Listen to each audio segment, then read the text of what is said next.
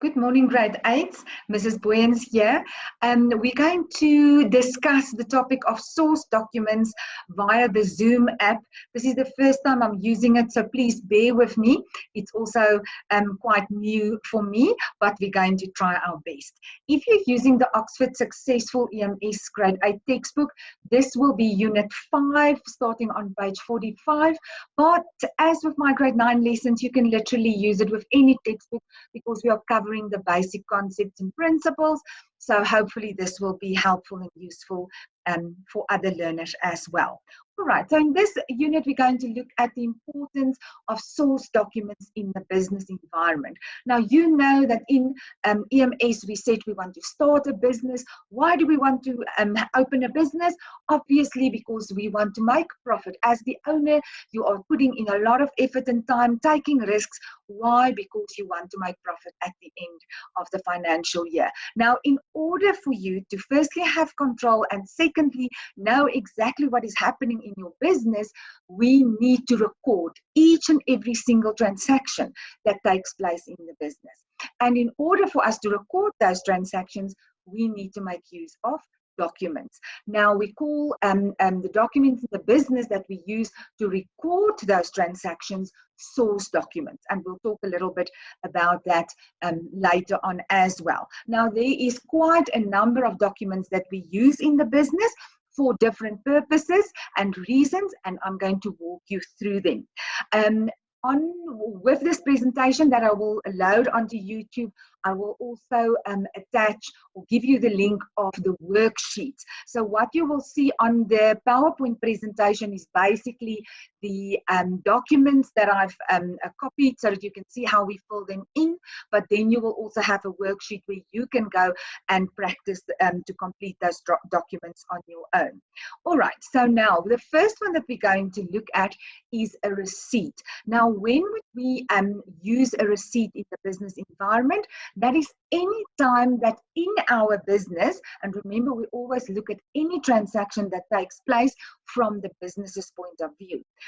Hopefully you can remember that from term 1 early in the year. So whenever money is received in our store, we can issue a receipt as proof that that money has been received. Now, many times people start a business and they start out very small and they don't even have a till or a cash register.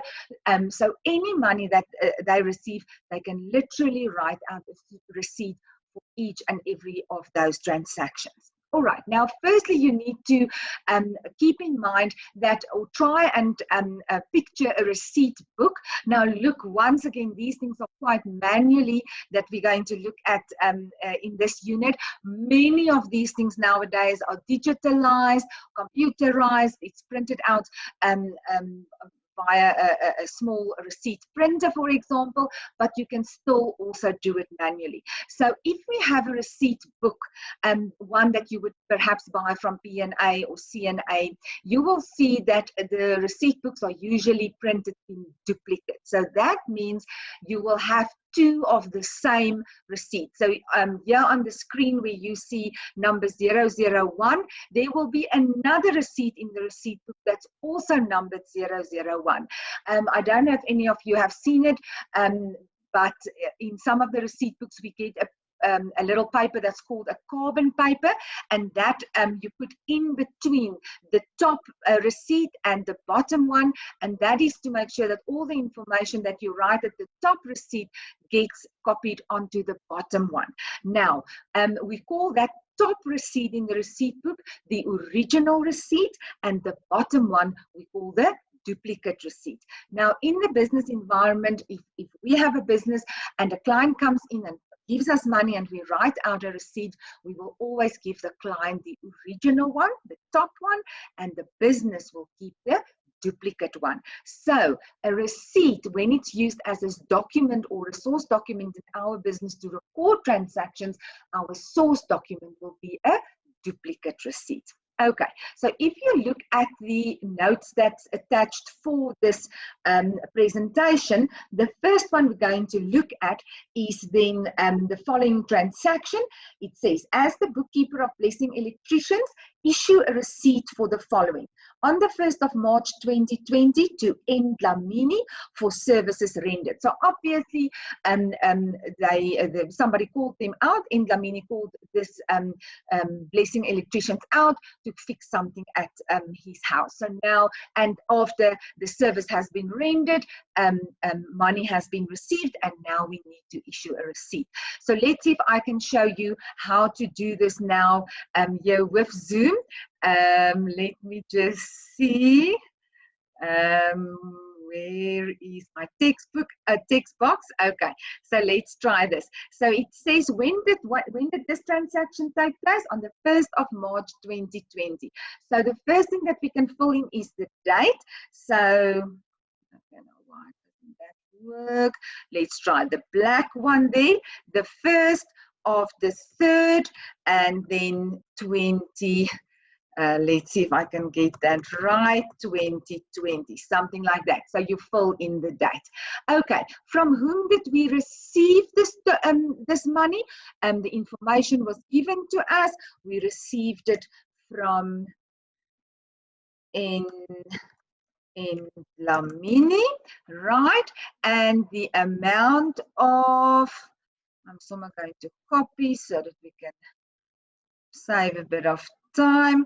What was the amount? It was 550 rand. 550 rand. No cents.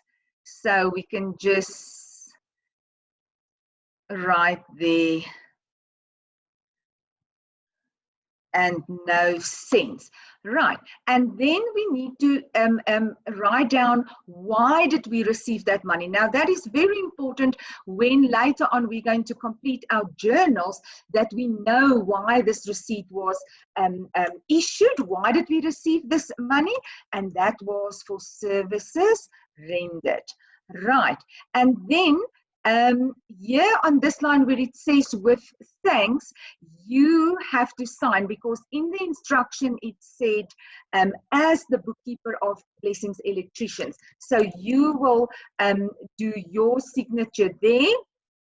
Let's see if I can find something that looks more like a signature. There you go.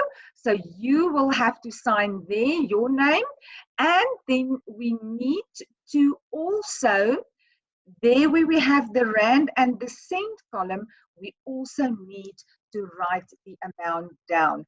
And that, people, is just to make sure that obviously everything is true and correct, and to eliminate the opportunity for people to commit fraud. So you can write it in something like that, 550, or draw a dash. Okay, so that is then how we complete a receipt.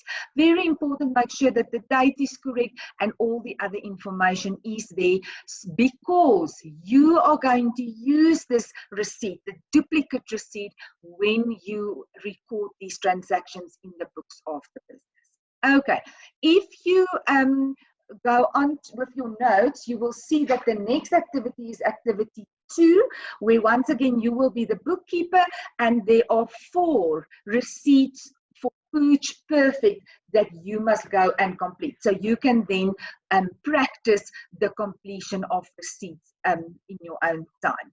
Then we're going to look at another document, the source document that we will find in the business environment, and this is a cash register slip or a till slip, that if your business has a till, make use of cash registers or tills, then when transactions take place and people pay us cash, we will, or the till will print this till slip. Obviously the customer will get a copy, and then we talk about the cash register roll. That is the part that stays inside the till that we then later on once again use to record transactions in our journals, more specifically our cash receipts journal. I'm just going to point out a couple of things here. First of all, you can see that here at the bottom over here, that would normally be the till slip number. Now, each and every slip will have its own original and unique number. That is important for obviously recording purposes. And then here at the bottom, you can also see this transaction or this slip was printed on the 15th of March 2020, more or less 12:30 in the afternoon. Then we can have a look at, if we go to the top, the total of this till slip was 202.53 rand, and there they tell us the VAT amount 26.42 rand, that's included in that 202.53 rand. And then just for interest sake, they said there were no zero rated items. So if I perhaps bought bread or milk, any of the items that do not attach or don't have any VAT attached to them, it would have been listed here. But in this case, all the items that were bought did have VAT included in the pricing. So this is an example of a till slip, cash slip, and then our source document will be the cash register roll. That's the part that stays inside the till after we've given the till slip or the cash slip to the customer. Right, then we move on to a tax invoice or a cash invoice. This is an example for you, and then there's one that no, I don't think there's an activity for the a tax invoice or the cash invoice. We're just going to have a look at that. Once again, this is used in businesses where there's perhaps not a lot of transactions taking place on a daily basis, and basically for each and every customer who comes in, the business will issue or complete a cash invoice for that specific transaction. So if we quickly run through for this example, Middelburg Sports Wholesalers, that's the name of the business. I can see they registered for VAT, so they charge VAT, and here is the postal address. The date on this invoice was on the 15th of June 2019. We can see it's a tax invoice and also the number. Now that's very important again for recording purposes. The client in this case was G Sport, and we can see here they've got an option to tick what was the payment method. This business paid with a check. Very ancient way of paying nowadays, but anyway, checks are still accepted as legal tender in South Africa. Okay, so here, what can we see on the tax invoice, the cash invoice? This business makes use of codes for the items or products that they sell. There's the description, what have they sold to this client, how many of each of these items have they sold. Now I can see that this business lists their selling prices exclusive of that. There you can see VAT excluded, and here at the bottom we can see that they've added it on. So how do you get your total price? In this case, you say 20 times 56 rand, that will give you 1120, and the same for the running shoes, 14 times 350 gives you 4,900. Then we get a subtotal by adding 1120 plus 4900, that gives us 6020. This business then has added to the VAT of 15%. How do we get that? We would say 6020 times 15 divided by 100, and that will give you the 903. So it's the 15% of 6020 that we work out. The final amount is then 6020 plus 903, and then we get 6923, and that is also the amount that G Sport would have written on the check that they issued to Middelburg Sports Wholesalers. Obviously, there shouldn't be any change if these two amounts are the same. So this is an example of a tax invoice or cash invoice in this case. Once again, the original invoice, the top one, will go to the client. The duplicate one we will keep in our business for record keeping purposes. As I've mentioned before, remember these things can also be digitalized, computerized, and printed out, not necessarily filled in by hand. Good. If we move to the next example, this is where we go. I'm going to show you a bank deposit slip. Now, once again, I don't know who of you, when last any of you have been in a bank, but I try and avoid it as far as I possibly can. Now, when I was little younger, it was actually such a treat to go into the bank with my parents. Why? Because they had these stations, like small little desks and chairs all over the bank, and then there were lots of different slips and documents for. If you wanted to withdraw money, you filled in this document, this slip. If you wanted to deposit money, you used this one. If you wanted to ask for a statement, you filled in this document.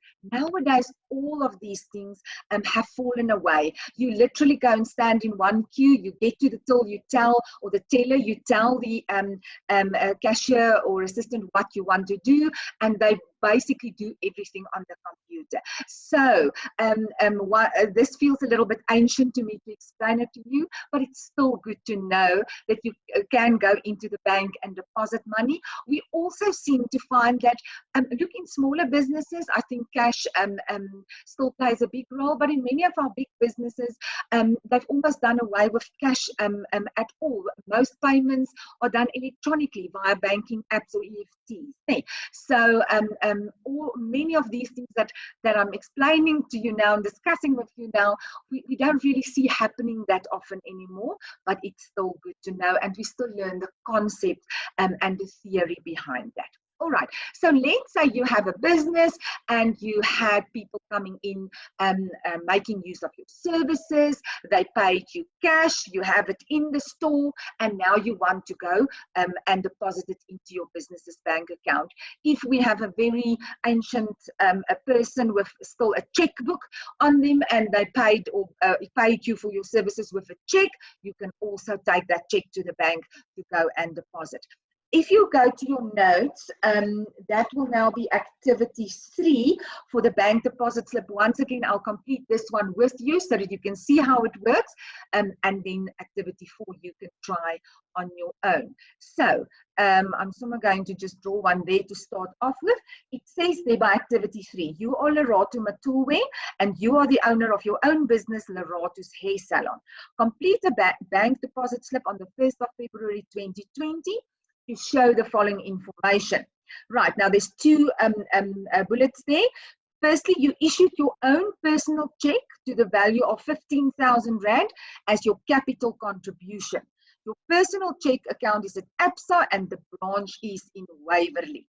And then you also gave an additional 2,000 Rand. We'll get to that now. So we have to complete this deposit slip on the 1st of February 2020. And you must now imagine that you are Lerato Matulwe. So there's the date, the 1st of February 2020, right? So who are we crediting? This means we need to tell the bank, and by the way, we are banking, or Lerato's got her business's bank account at Corner Bank. That's the name of the bank that she's banking with. Now we need to tell Corner Bank into whose account must they put this money, and obviously that's very important. What's her business's name? Lerato's Hair Salon. Okay, so this is where Corner Bank must put this money into Lerato's Hair Salon's bank account. All right. Now, people, very important, we need to tell the bank what is this business's bank account's number with Corner Bank. And it's there just a little bit to the bottom. You can see it there. I'm going to type it in 670288927. That is the Hair Salon's bank account number. And then we need to tell them what is the branch. Once again, grade 8s, every bank might have its own or unique deposit slip. This is just a generic one, so you have to look out for what information they ask on that specific deposit slip. Okay. So the branch, her account is held at the Silverton branch of Corner Bank. Good. Silverton. Right. Then now okay, so Lerato gave her own, you as Lerato gave your own personal check to the value of 50,000 Rand. Good. So now we need to put this in. Now, people, you'll see over here, notes, nickel, and bronze. This is used for any cash money that we are depositing into this account. So we'll use that just now. This part is where we record any information if we received checks from clients, or in this case the owner, then we're going to put it here. Now, name of drawer, that means who is the person who issued this check. Now, we said you are Lerato Matulwe, so this is the name of the drawer, Lerato Matulwe. Right, and then they gave us the information that your personal bank account is held with ABSA, and that branch is held at Waverley. Right, so you fill that in. Waverley. Great. Good. And what was the amount that you gave as your capital contribution? That was 15,000 Rand. So you record this in the Rand column. If you want to, you can also just put the zeros there so that there's less chance for any fraud to take place. Okay, so that is then how we record it when somebody gives us a check to go and deposit into our business's bank account. Then we said bullet number 2, you also gave an additional 2,000 Rand. 1,900 was in notes, and the rest, and 100 Rand, was in 5 Rand coins. So by notes, we're going to write 1,900 Rand. Good. And by nickel, we're going to write 100 Rand, because that is for the 5 Rands. So let's do that. So you enter that. Let's just copy the zeros to make it complete. Good. So now we've entered all the money and checks that we've received.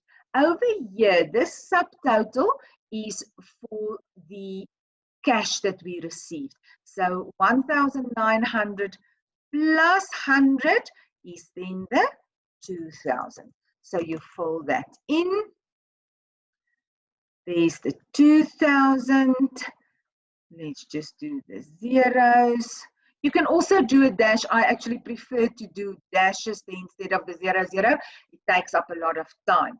Good. Then we need to indicate what is the final total for this bank deposit slip. And that is then the 2,000 Rand cash that we deposit plus the 15,000 Rand check. So then our total that we are depositing into the business's bank account is then 17,000 Rand. Good, happy with that. So then right at the bottom, there you need to indicate who, can you believe that now? Who paid this money in. That is just for reference purposes. If at some stage there's a query, then we know who paid it in. You can write, obviously, you are Lerato Matulwe, so it must be Lerato Matulwe, or just sign there on behalf of Lerato Matulwe, her signature, and then a contact number. So let's just do this. There's your, is there a number missing? Okay, there's a contact number. Doesn't matter really, any contact number should be fine. Right, and this is then how you complete a bank deposit slip. One, now very interesting, when you go to the bank, and if it was still like many years ago, where you also have had the top part and the bottom part, in fact, most banks have them in triplicate. You will not, because if you go to the bank, you are actually the client. You do not get the original one. The bank keeps the original one because that's obviously the one that's the most clear of the two documents, but you will keep the duplicate bank deposit slip that you can take back to your store. Right, so this is our bank deposit slip. If you look on your notes, there's another one that you can complete. That's activity 4 for Kanya electricians. So you can see if you can manage with that. There will also be a memo that I will hand out so that you can see if you've managed to do this correctly. Right, now we move on to a check. As I've mentioned before, this is like really, really ancient. I've asked around on Facebook the other night if people still have their checkbooks, and lo and behold, there were a few people, but that nobody uses it anymore. In my classroom, which I'm not allowed to go to at the moment, and can't access really, I have a checkbook there, and I think the last time a check was issued was in April 2002. Now that is like 18 years ago. So it just shows that how old the use of checkbooks and a little bit outdated, not little bit, way outdated the use of checkbooks and checks is, but we are still learning the principles of issuing a check. We know that nowadays payments, as I've mentioned before, are mostly done via EFT. It's just much more convenient and obviously safer as well. Okay, but let's have a look at a check. And many of you have not seen one before, so this is my best go at it to explain this to you. Now, if we look at a check, so this whole thing normally came into a checkbook. And then you'll see this part is called the check counterfoil, and the big part here is the actual check. Now, in most checkbooks, this part over here is perforated. So it means you can literally tear out the check, and then the check counterfoil stays behind in the checkbook.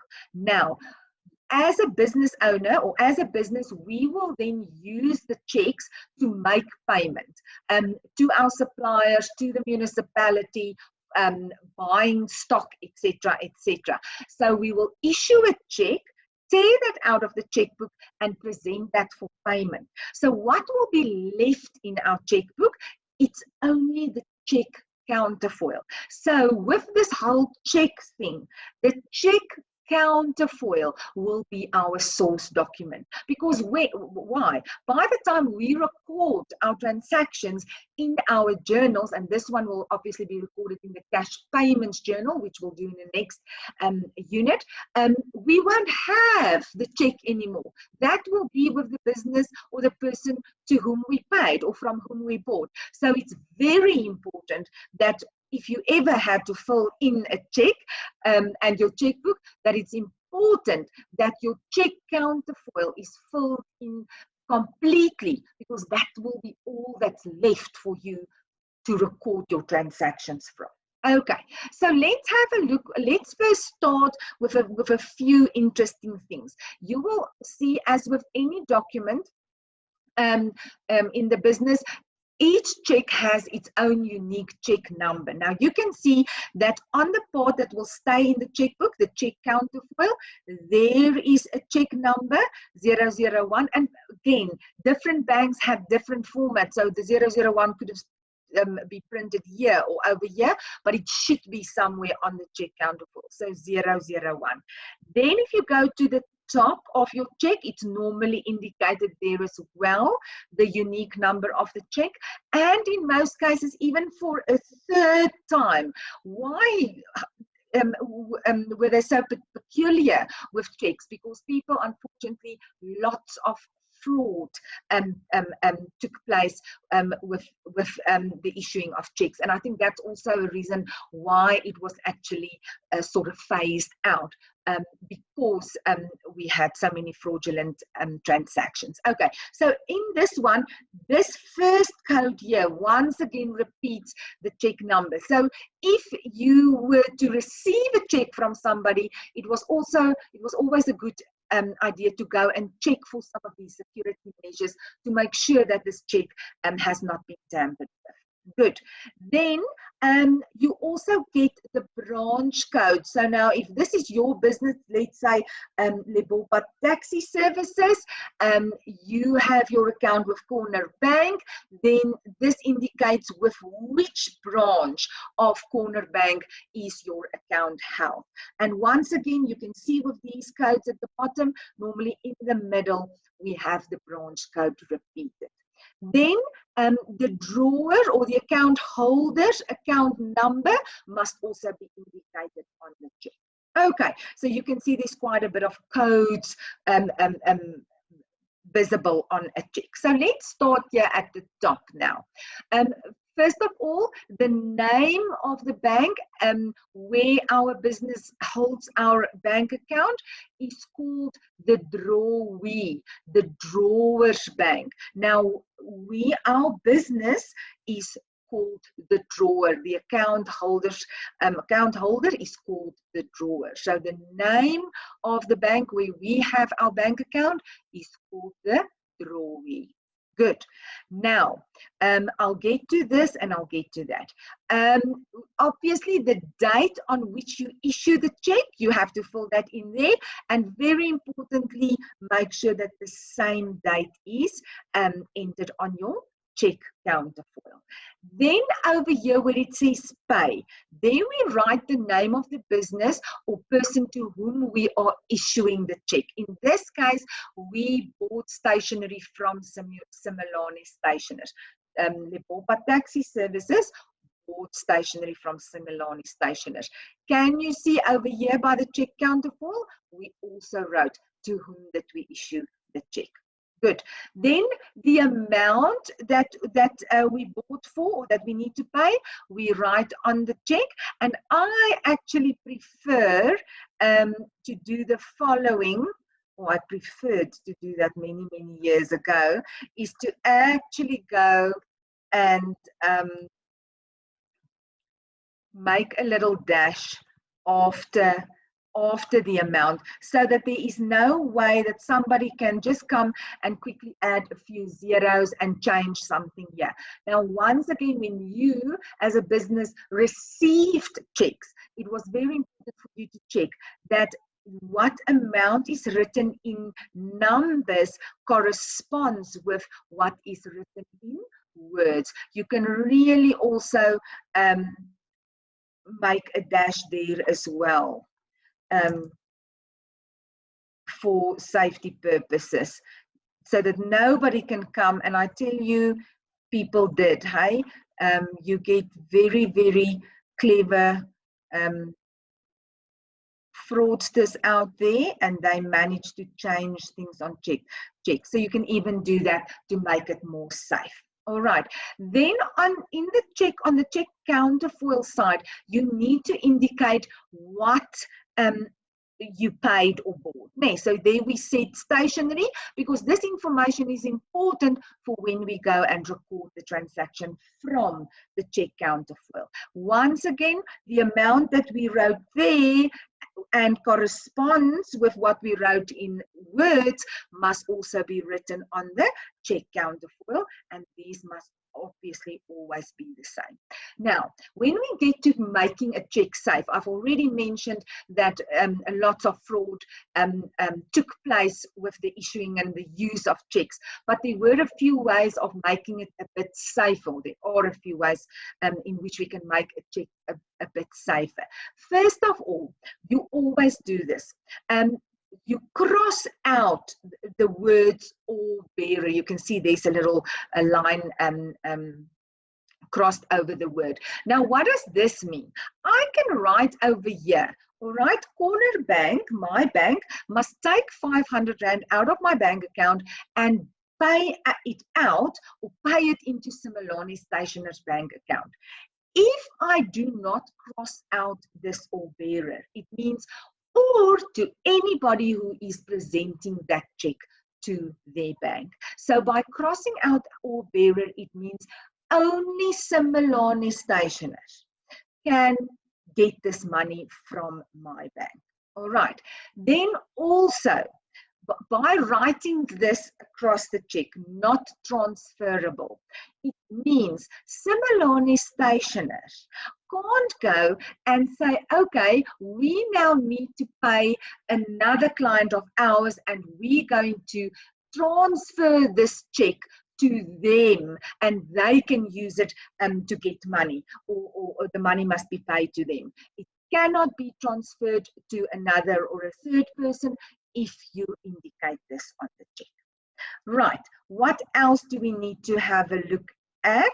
At the bottom, obviously, the person who are who have the legal authority, the account holder, must sign the check. And if the bank has got any doubts, they can go and look up the original signature that was used to open the account. So each and every check must be signed. I hope I've covered everything here now. If you go to your notes, there's an activity 5 with Chuma car rentals, where there's 2 payments that you need to complete the checks for, so that you can see if you can manage to complete a check on behalf of a business. Right, if we move on, the next document that we're quickly going to have a look at is a bank statement. Now, if you have a business, and even for your personal finances, if you have a bank account, at the end of each month, the bank normally sends you a statement. Many years ago, businesses and people received, private individuals received their bank statement via the post office, via normal mail. Nowadays, in most cases, it's either emailed to you, or you can go onto your internet banking or banking app and basically just download your bank statement. It's usually done from the first of the month till the end of the month, so for a 30-day period. But you know, if you go to an ATM nowadays, you can put in your card and you can ask, you want a bank statement for the last 7 days or 14 days, or you can specify the time. But usually for business purposes, we draw it on a month basis, because we are comparing what the bank says happened in our bank account to what we say we have in the business's books. All right, so just a couple of things on the bank statement. First of all, in this example, this bank's name is Big Bucks Bank. And it tells us it's this owner or person holds his account at the Scottsboro branch of Big Bucks Bank. The account holder, the client of the bank, is Mr. V. Marley, and there's his contact details, address details.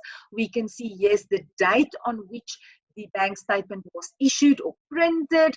They even sometimes tell us what number, so how many bank statements has been issued for this client. So this tells us this client has had his account with this bank for almost 2 years, 23 months, or almost 2 years. Then important, the bank account number of the client, and then obviously all transactions that took place during the month will be reflecting on the bank statement. Now, first of all, this means this balance B/F, BF, that stands for brought forward. So it means on the 1st of June of that year, when the first of the month, Mr. Marley had 8,000 Rand in his bank account before any transactions took place. All right, then there's a couple of transactions that happened this month. The ones with the asterisks, those are all service fees or bank charges that the bank is charging Mr. Marley in order to manage his account on his behalf. So there's a service fee, a cash deposit fee. So obviously cash has been deposited into his bank account, and then for internet banking, they also charged him. And usually it says somewhere on the bank statement that VAT is included in those amounts. We all know that nowadays VAT is 15%.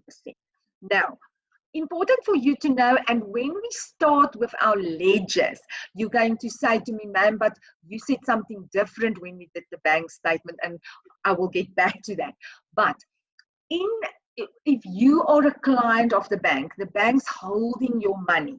Anything that makes your money more. So any deposits that you make of money into your business's bank account, those amounts will be recorded on the credit side or in the credit column. It says credits here. Anything that makes the money in your account less, so any payments out of your account or charges on your account will be recorded in the bank's debit column. So you can see here, he started off with 8,000, then there was a service fee of 19 Rand 55. So can you see that the balance of his bank account, the money in his bank, decreased? Then there was another a charge or payment, 5 Rand, so it became even less. But then there was a deposit of 1920. So can you see now it increased again? So any debits on the bank statement will decrease the bank's or the client's balance, and any credits will increase the client's balance. We will never ask you to draw up a bank statement well, never, because it will come from the bank, but we might ask you to interpret some information on the bank statement. Okay. So with the last one, that's then activity 6 that you have on your notes.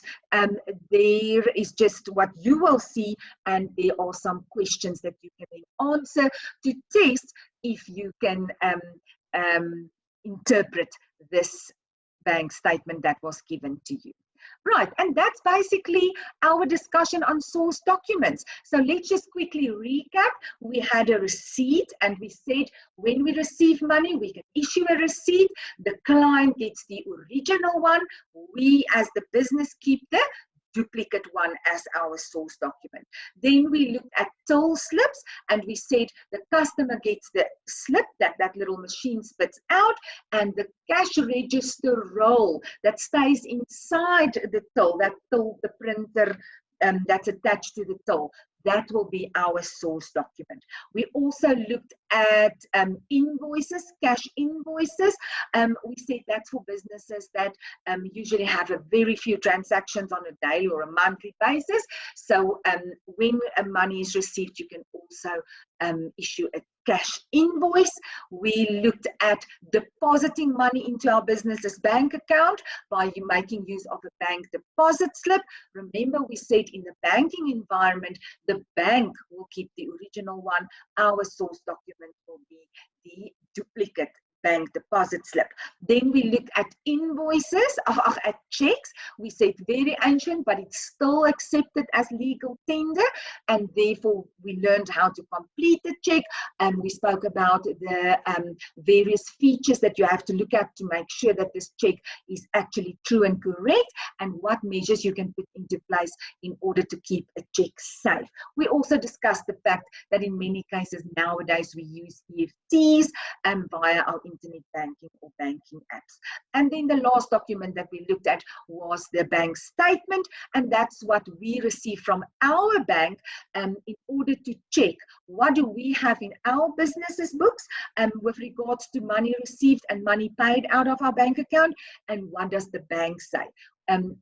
Just for interest sake, when you get to grade 10, 11, and 12, you do a lot of bank reconciliation to compare those with one another to make sure that all the information is correct. Right, grade 8, so we'll talk again about the next topic in a while, but hopefully this helped you to understand and to complete your source document.